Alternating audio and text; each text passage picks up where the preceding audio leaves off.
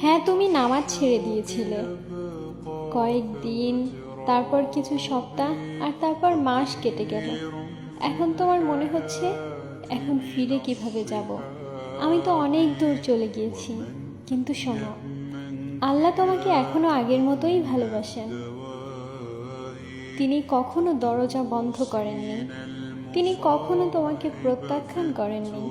তিনি অপেক্ষা করছেন যে কবে তুমি ফিরে আসবে, সেই প্রথম অশ্রু যা এই দুনিয়ার সঙ্গে কথা বলবে। তোমার চোখের জল, তোমার অসহায় হৃদয়ে, তোমার ক্লান্তি, সব কিছুই তিনি বোঝেন। তিনিই তো তোমার হৃদয় গড়েছেন। তিনি জানেন তুমি কেমন সময়ের মধ্য দিয়ে গিয়েছো। থেমে কেন আছো?